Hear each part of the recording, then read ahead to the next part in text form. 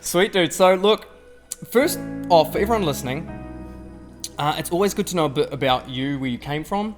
What was your childhood like? The highs, the lows? Yeah, how did you get here? Look, it's a pretty crazy story. I think there's so much that you can go through, as there is with everyone, right? But this is sort of what I tell people generally. I grew up in Hervey Bay, which is probably 4 hours from the Gold Coast. Beautiful little place. You know, had a great family, had 3 older sisters, mum, dad, all that sort of stuff. Like, my childhood was actually, it was really good. It was really good.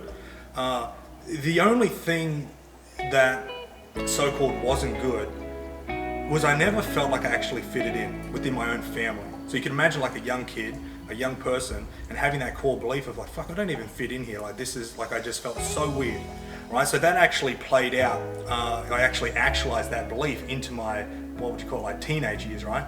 And people that don't fit in tend to want to fit in. So I was trying to, you know, be that person where I tried to fit into everything. I tried to fucking please everyone. Don't worry about myself. No, you just please everyone else. And the thing is, I started hanging around people that were not doing great things within life. So guess what I did?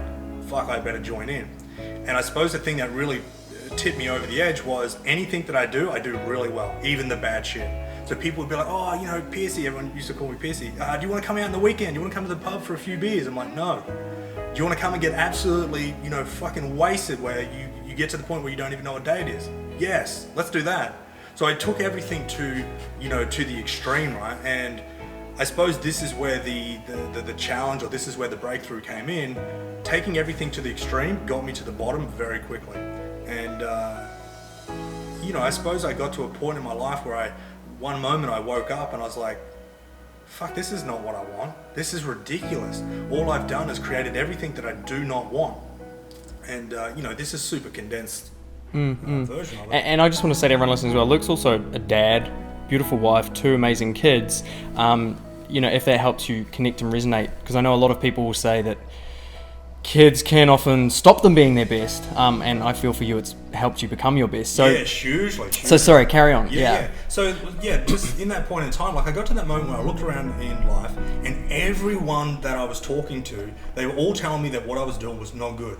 But I was, you know, I was in denial and all that sort of bullshit, so I didn't listen to it. But then it got to the stage where it was actually my sister, and I was living with my sister at the time. And this is probably when I was at my worst. I was waking up in the morning. I was an apprentice butcher, by the way. I was waking up in the morning. I was drinking 6 or 7 cans, you know, beer, fucking Jim Beam, whatever I could get my hands on. In the morning? Yeah, in the morning. I had to be at work by like 5:30. And you would drink before work? I was pissed before I got to work, and I was probably still drunk from the night before. Wow. So the craziest thing about that whole story... And you were cutting meat? I cut meat on a bandsaw. I still got all my fingers. Funny story, super short one, was one day I went to work and I was on the bandsaw. A bandsaw is a massive fucking blade that cuts through very large amounts of meat. Carcass. So your finger would just be like, zoom, gone. And I was there one day and I was looking at the bandsaw and I was stopped and I had one eye closed. Because you were hungover? I was pissed. Yeah. I was drunk, yeah. It seems so crazy, it's such a lifetime ago. But the manager, I was actually quite close with, he leaned over and he whispered in my ear, aim for the middle one. Like, aim for the middle blade.